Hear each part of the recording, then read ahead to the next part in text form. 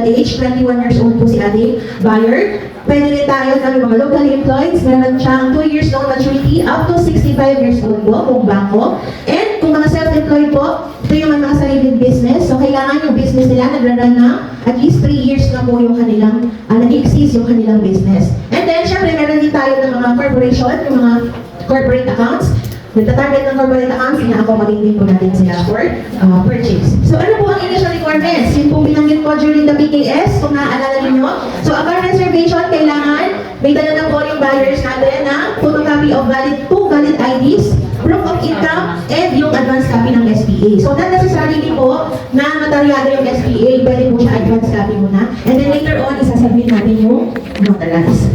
Ano po ang intention ng initial requirements? Para po sa outright incentive, makukuha na po ni seller upon reservation.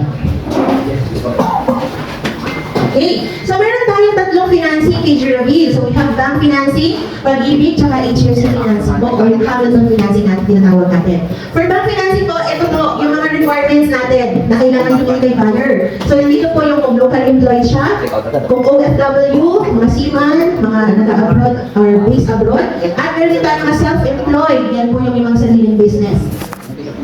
Okay, so kailangan po, ito po mga requirements na to, mag-submit po ni buyer within 30 days of the reservation. So kanina po yung tatlong basic requirements na hinihingi natin is upon the reservation po, para po yung ma-release ang inyong outright incentive.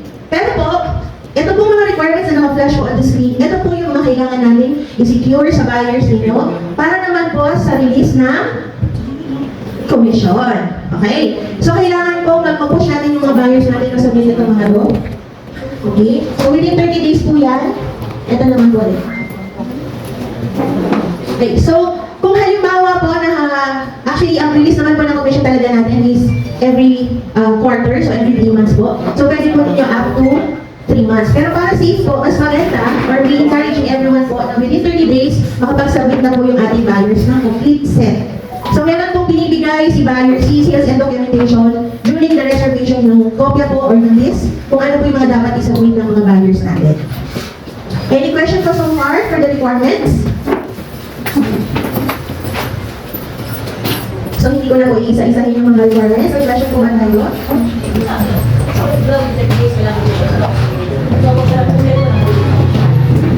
Wala pa kasi ako ng kopya ng COE.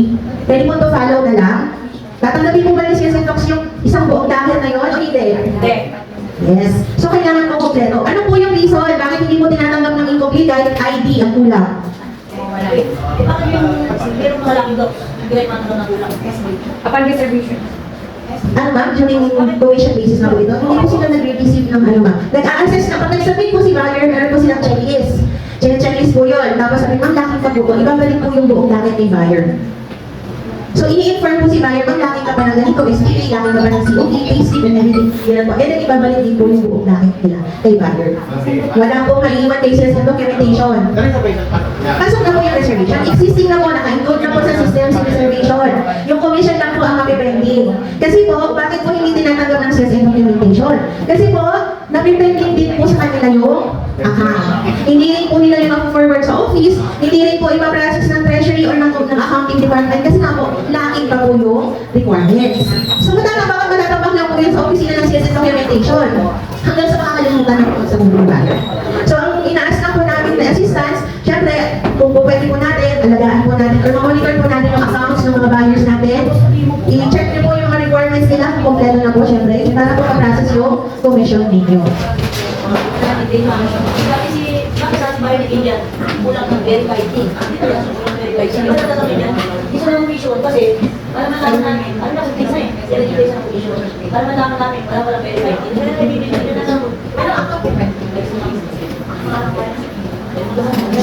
Pero commission na kayo. Ano project na? Complete. Meron bang isa na yung buyer is nasa road? Kung siya napagawa ng magdala ng SSA. Pagdating sa inyo, hindi ka pagkawin yun. Kailangan na pala yung SPA na lang sa inyo matapos na SPA. Pagdating po kasi sa SPA, meron po tayong format na pinuprovide. Kaya wag po tayo magpapagawa ng SPA sa labas. So, hindi po tayo ng mismong SPA for sales and documentation. Yun po yung ipapadala niyo sa buyer. Kasi may mga contents ang SPA na naka-special lang po yung may developer eh. May mga, ano tawag dito? Contents. May contents po sa SPA na talagang specially designed po siya for the developer. Hindi ba? Ang SPA dapat kami, galing sa kanila. Sa nakaibayan, pausulan kayo sa tuwa.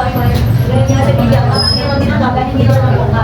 Ako po yung masabi sa bayan ng SPA, kailangan, hindi po ba ng duwagin.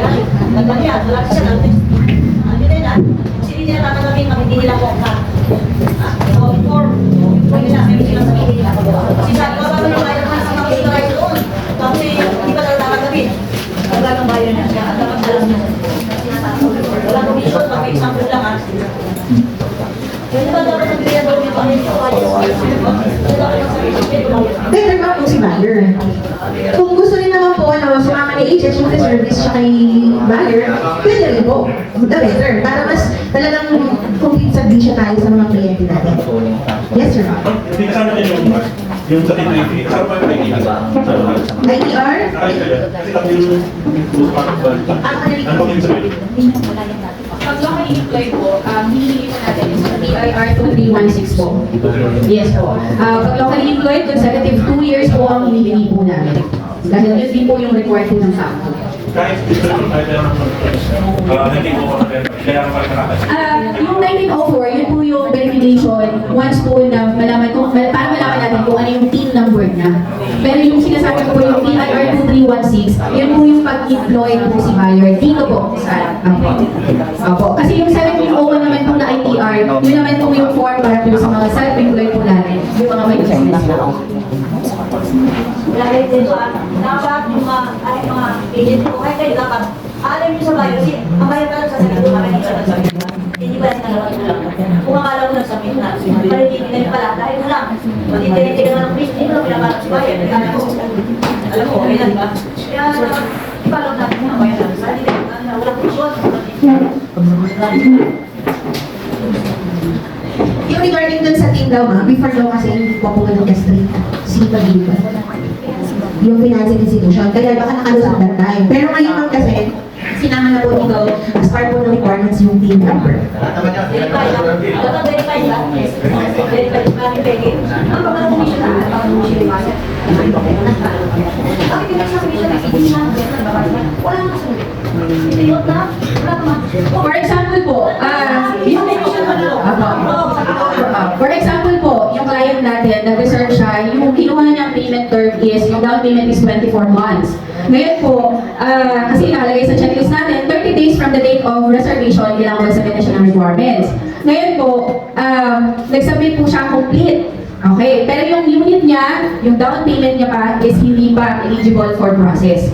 So ngayon po, once po na eligible na yung accounts for financing, Pag-ibig, Bangko, HFC man yan, asahan po ninyo na si sales documentation is magtatawag, mag-i-email po sa inyong mga client, then nakasisi po sa inyo kung ano yung mga requirements na kailangan i-update. Hindi po ibig sabihin na nag-comply po kayo ng requirements after 30 days is hindi na po kayo magsasabit ulit. Kaya nga po meron po kami pinapasign during completion ng requirements na undertaking na 5 months before the expected full down payment po, kailangan po makipag-coordinate na din po si buyer sa documentation kung ano din po yung mga kailangan i-update. And then kami rin po, pati po yun, magtatawag at mag-i-email po kami sa client. Hindi ko malakas ba? Nag-search ba yan? Opo. Itang WAPC, itang SND. Ano susunod nito kaya? After 3 months. Ha? After 3 months. Oo nga, kung ano requirements man ako yun. Ito po, first, nasa ano ba yung documentation pa ha?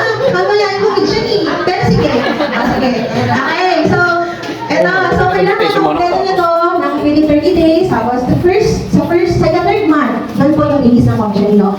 Provided kompleto po yung requirements and updated ang payment. Okay? Yung question po ni ma'am, after 3 months, kailan daw ang susunod na release? Ika 6 months po. Kasi every quarter po yung release natin ng commission. Magbibigay pa po ba kayo ng another set of requirements after the 3 months?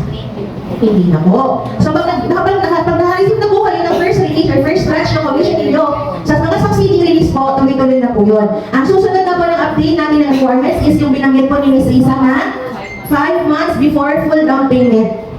Makaka-receive po kayo ulit ng notification or ng email informing po na kailangan mag-submit ulit ng another set of requirements ni buyer. Kung ano po yung sinabit nyo nung una, i-resubmit nyo po ulit yun para naman po sa bank loan application.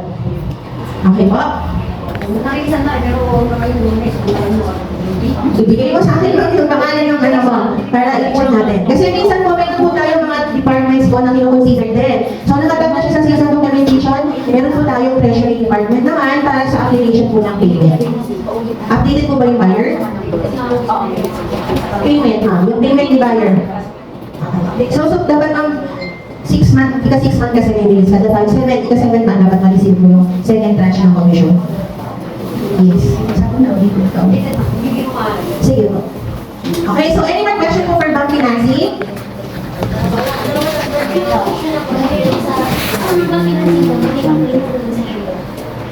Yes, ma'am. First degree ng yung mga values ninyo, yun na po yung ina-allow natin na SPA. ALF. Ma'am, yung just in case no, yung buyer ay tumaas yung down payment niya sa binabayad niya. Okay lang ba yun? Wala nang ibig sabihin. Sobrang yung cash. Parang para yung naman Yes, mas better po yun na gano'n. Oo, kasi after the completion ng requirements, during completion ng requirements, nag-pre-qualify po tayo. So, syempre po, kung magkano po yung kanyang down payment at balance, doon po natin makikita kung qualify pa yung income po ni client. So, mas maganda na lakihan po ni client yung kanyang down payment para once po ilulong na po sa bangko yung application, for sure po yun, magkakaroon po ng difference po pagdating po sa magiging estimated na monthly amortization niya at saka doon sa magiging required na income. Question lang. For example, yung mga report income, hindi siya pasok sa report income, pwede mo mapasok lang yung co-borrower. Yes po. Kung sa co-borrower, first degree na lang, second degree. Mas maganda po first degree din po. Kung sa second degree, for approval. Actually, meron din naman po kami na a-accommodate na kahit nasa second degree o kaya minsan meron din po pag wala na talagang mahanap na maging co-borrower, meron pong partner, girlfriend, ganun po. Syempre po, sa amin, lagi po namin sinasabi na subject for approval naman po yan ng bangko. Pero yun nga po, minsan kasi, based kasi sa mga naging experience din po namin, na for example po, nag-proceed yung application sa bangko, tapos di ba po mag-jowa sila. Tapos after take-out, nagkaroon ng conflict, naghiwalay. So tapos na-release yung application, kapag na-take-out sa bangko. Tapos biglang babalik sa amin si client na paano to, kasi wala na kami, paano yung transfer title. So syempre, pagdating sa transfer title, kung ano po yung take-out po ni developer, hanggang dulo po, yun na yun po ang magiging ng title niya. Oo. Kaya nga, di ba minsan, kailangan din natin kausapin yung ating mga client kung talagang ito na yung kanilang co-borrower. Tsaka FYI din po, kasi kadalasan po kasi si Bangko, yung mga nagiging co-borrower po nila is sinasama na nila as co-owner. So during completion ng requirements, co-borrower lang siya, di ba? Pero pagdating kasi kay Bangko, lalo na kung ang co-borrower is mataas ang income doon sa borrower, minsan ang nangyayari pa po, nagpapalit po sila ng principal borrower. Kung sino po ang mataas ang income, siya ang nagiging principal, and then senaryo pa niyan, nagiging pangalawa na lang kung sino yung pinaka-principal natin nung una, tapos o kaya nangyayari, nagiging co-borrower pa. So nagkakaroon ng ganung sistema po si Bangko. Yun. Kaya mas mainit po talaga na first degree na lang kasi kung ano man ang mangyari diba, sa application during approval, at least hindi gano'n kahirap na magbago-bago ng pangalan. Kasi yun din po ang iniiwasan din po namin. Kaya tinatanong talaga namin ng client sa ito po yung mga possibility na mangyari sa account, okay lang po ba sa inyo? So kung paano naman. So at least, nasa bago pa rin po yung nasa buyer pa rin po yung decision kung ano po yung gagawin sa Any more question po, or ba? sige po. Yung pagbabayad po ba ng transfer yung buyer, nag-session po kayo ng voice na nakakatanggap po ba ng receipt si buyer na acknowledgement mo? Nakikita po ba yun? Paano po yung process? Treasury kasi yung remittance po nila. So, iba, kasi wala nang pinis kayo habang transfer ng buyer si buyer. Kasi ang buyer po ganun, makakatanggap po sila. Ibig sabihin makatanggap na Sinesend po ba nila yung proof of payment nila? Kung bank transfer po siya, kung may credit siya. Ina-forward po ba yung transaction slip by ticket po kay treasury? As a reason. Email, mas maganda sir, email niyo po yung online sa wala. Tsaka yun. Para easier and for faster training. Ano, binubura ko. Pag, pinano. Meron ko sa YouTube tapos sa binubura ko. So, the better po ang set sa Tsaka lahat naman po ng binabayad po ni client, to bank to bank, may kapalit naman po yan ng official receipt. Kung hindi man po na maipadala agad ni Treasury yung OR, pwede naman po kayo or si client makipag-coordinate kay Treasury para yung OR, papadala na lang po dito sa Newell office, tapos pick up na lang din po kay Treasury. So kung ang mga account nyo po is Newell Town Homes, ang account officer po kasi natin dyan is si Miss Pinky. Oo, so, ako. Kaya mas maganda po i-send po agad mamaya yung deposit slip. Meron pa kong question? Ako kayo. So, mukhang wala na po tanong sa bank. Pwede na po tayo mag-proceed sa... So, by the way, ito po yung ating mga bank rates as of September. Okay, so meron na po tayo for the information po of everybody, no? So meron na tayong 10% ng payment po sa Newell and nag-accommodate na rin po tayo ng 30 years financing po sa RCBC. Provided, syempre, kailangan pa rin po yung actual approval po from the bank, depende sa capacity to pay ng buyers natin. So baka mamaya naging panghawakan natin, di ba 30 years na kayo, di ba? Baka yun po yung panghawakan natin. So syempre po, depende pa rin po sa magiging gross monthly, sa declaration po ng gross monthly income po ng ating buyer. At ito po yung ating mga accredited banks. Okay, so with the help of course po pa rin po ni Matchmo. So Matchmo pa rin po ang ating third party na nag-aasikaso ng mga bank loan applications.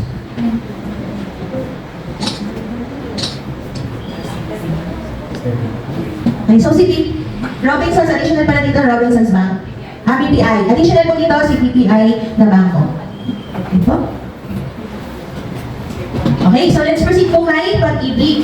So same with bank financing, ito rin po yung base of accounts natin na kailangan i-secure for Pag-ibig. So ganun din po, within 30 days, kailangan nabigay yung complete docket po or complete requirements po ni buyer. 30 to 3, ika-third month po, para po ma-process ang first tranche po ng commission natin. Question po for Pag-ibig requirements. Ayan po, cash pa lang po yung ating mga requirements.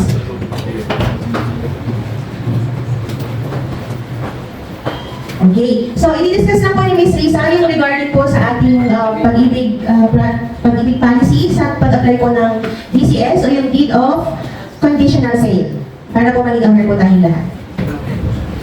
So, yung regarding po dun sa bagong program po ni Pag-ibig na Deed of Conditional Sale or DCS po na tinatawag, pero under pa rin po tayo ng window 2. Kung meron na po kayong mga clients sa Newell Town Homes na naka-under kay Pag-ibig Financing, so dinidiscuss po namin yan during completion or even yung reservation na yung transfer title fee is shoulder po ni client. Okay po. So, kung mapapansin niyo po, syempre kasi dun sa total package price natin, di ba, all-in tayo, no hidden charges, you know, talaga, di ba ma'am, pinaka-process ng transfer title natin. Si Pag-ibig po kasi, yung bagong program nila, pag process po ni developer yung application, after na magkaroon ng notice of approval si buyer, si developer po, ipaprocess po ang transfer title under the name of Home Development Mutual Fund. Hindi pala yun. Hindi po. And then, once po na-transfer po ni developer ang title under HDMF, saka lang po i-release ni Pag-ibig yung loan application ni client. And then after po na ma-fully paid si client sa Pag-ibig, si Pag-ibig po ang magbibigay ng transfer title under their name, and then ibibigay kay buyer, at si buyer po ang magpa-process ng transfer title papunta po sa kanya. Pero magbabayad din na. Yes po, lahat ng fees, Kagaya naman na pag-usapan, di ba? depende po sa process po or sa fees po na the time na ipaprocess na po ni buyer yung transfer title papunta po sa name niya. Ang kailangan i-very clear sa buyer kasi before kasi sabi namin package na. Hindi kasi yung style nila, tinatransfer sa Pag-ibig yung title, di ba? From Durability to Pag-ibig, may cost yun. Yung cost na yun, yun ang nakatakin doon sa Yes po. ng Durability. Di ba? Ngayon, nabayaran mo sa pag-ibig yun, itatransfer naman ang pag-ibig sa pangalan mo, sa kapag buhay. Bali lahat di ba yan ang policy ngayon? Yes po, lahat po. Lahat. Dati kasi sa bayan na transfer niya, kasi sa bayan na yun, yung dalawang transfer. Bayan, tulad dito pag-ibig. Oo, lahat daw po. Yes po. Bago na pala yan ngayon. Yan yung pinitig natin, di ba? Yes po. Pag-ibig lang, hindi ako siya. Ang pang ano din. Kaya nga po, Ibig lang. Opo, kaya nga po, Kunti na nagpapakita. si buyer pa rin po ang magdidesisyon kung anong financing ang papasukan po niya. Kasi kung gano'n po, pag-ibig financing yung prefer ni client, gano'n po ang condition. So ngayon po, kung ayaw po ni client na magbayad ng another fee for transfer title, meron po tayong bank financing or Hamilton financing na pwede siyang mag-process ng account doon.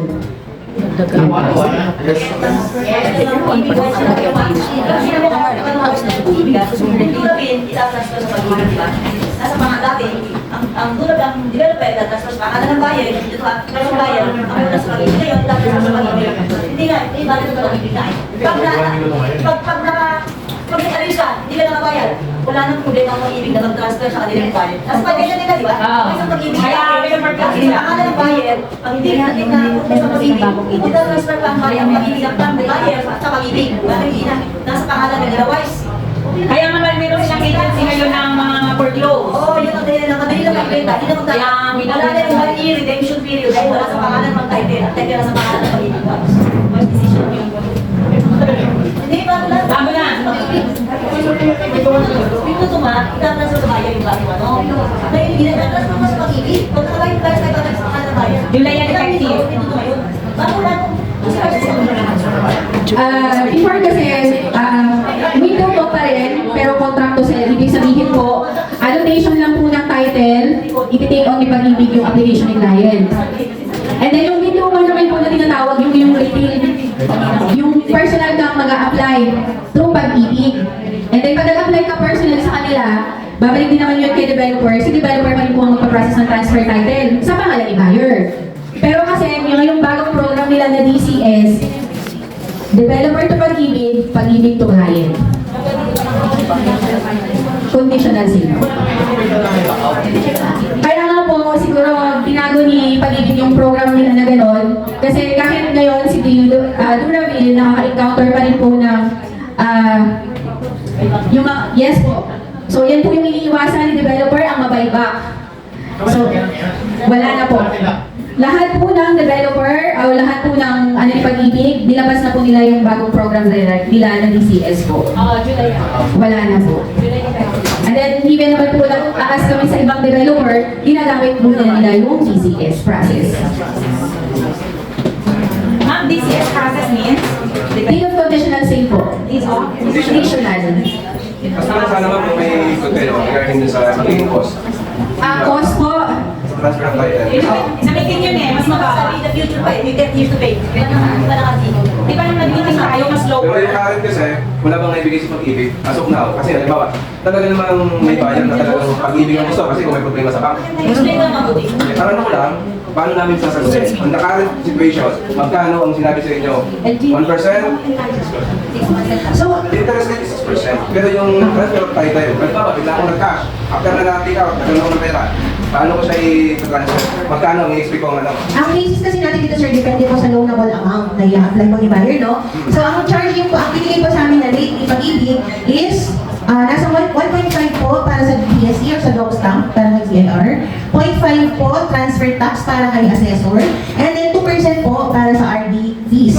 So, more or less, lumalabas po, nasa 71,000 po yung additional na babayaran po ni buyer pag nag-transfer po siya. Pero Depende po ito sa loanable amount. Yung based on your example, yan sa 1 million yan. Kasi nung kata 4% eh, pag kinumpit mo 4%, 4.6, 76,000, tama? Okay. Kasi kapag ka 700 yung isang 70, ako almost 800, nasa 47. Kasi transfer title, sinabi mo transfer tax, tapos processing, parang 0.5. Sige ma'am, pwede na nakakatulong sa akin. Sa 2.6 is pwede na, more or less 76,000. Pwede na. Kasi ganun naman eh, kung magka-transfer ka ng title, then sa labor ko lang, bigyan ng 20,000, then yung mga transfer tax nga. Sige ma'am, thank you. Para mas So, may question ako sa pag-ibig financing. additional na. Mukhang wala na sila tanong sa pag-ibig. Next po is Hamilton Financing. So ito yung may mga sariling business na sinasabi mo natin kailangan kung may sarili pong business si buyer, at least na 3 years na kung existing yung kanyang negosyo. So ito po yung mga kailangan niyang isubmit na requirements po within 30 days from the date of reservation. Maximum na po yung 3 months. So question po for the agency or Hamilton Financing, yung list po na to, mabibigay po sa inyo yan, or mabibigyan po ng copy ng si buyer ninyo once po na mag-reserve. Ngayon, kung kailangan niyo po, para po dun sa mga magbabacktrack ng commissions, pwede po natin i-send sa inyo yung complete set po ng listing ng requirements. Sabihin niyo lang po kung anong financing at anong profile po ng buyer. Ano list may narinig? Sige po, i-send po namin sa GC. Kaya na kasi halo yan, mami. Pero alam nila yung profile ng buyer nila at kung anong financing. Send po namin. So wala pa tanong sa HFC, para pareho lang po yung natin dyan, nasa SOP, kailangan magbigay po yung complete namin within 30 days para po ma-process yung commission natin sa ika-3rd month. Provided, meron po updated payment din si Kami. Okay, so let's proceed with the commission. Okay,